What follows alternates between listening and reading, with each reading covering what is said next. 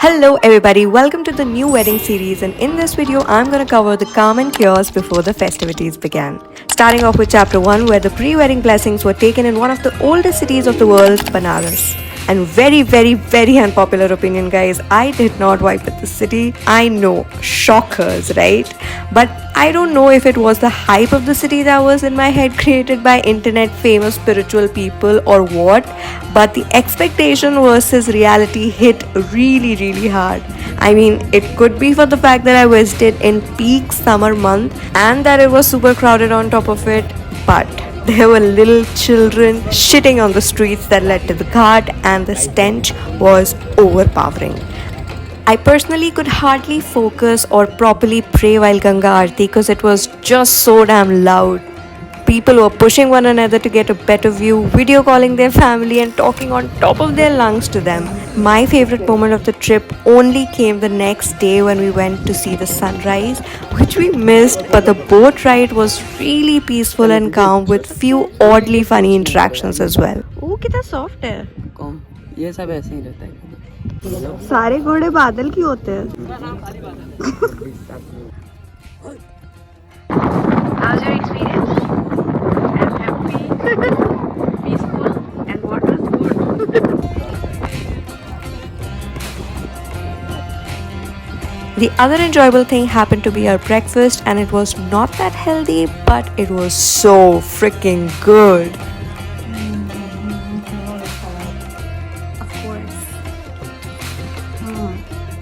Good. Honestly, I even lost count of the temples that we visited, but my preferred ones were the less crowded ones like Vishwanath Mandir, and after being exhausted of temple hopping, we were back at the ghats to try the famous Pizzeria Vatica cafe, and I really particularly liked their red sauce pasta.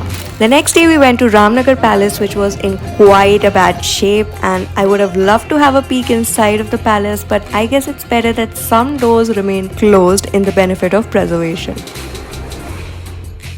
After that, we went to see Buddha Stupa in Sarnath, and it was terribly hot, so I made sure that I was eating some cucumbers and having water regularly to keep myself hydrated.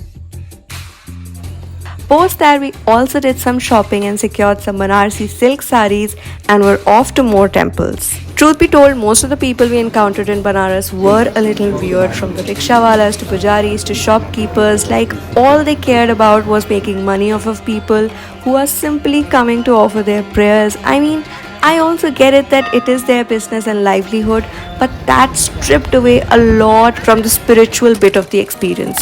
Life is all about balance, so to beat the heat and get over that horrid Banaras trip, we took a cousin's trip to mountain, which was also a bachelorette of sorts. We grabbed our party must-haves and then reached green lust camps and resorts, and after some tea and rest, we got dressed by the evening to have a small bachelorette party, and the theme was black, as you can see.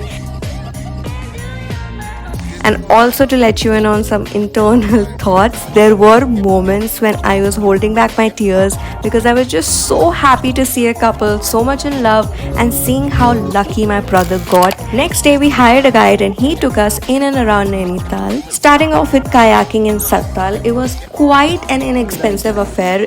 I think it was just 250 or 300 per person, and if you also wanted to do zip lining, that was for 500 I think.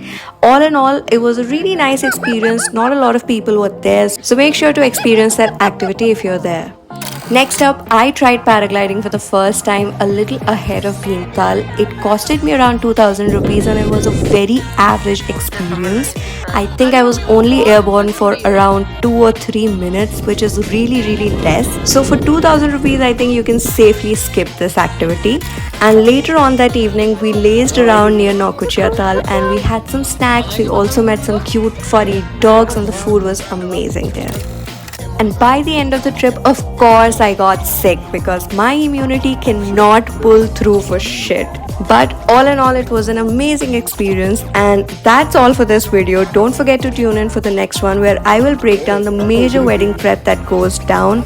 Until then, like, share and subscribe. Bye-bye.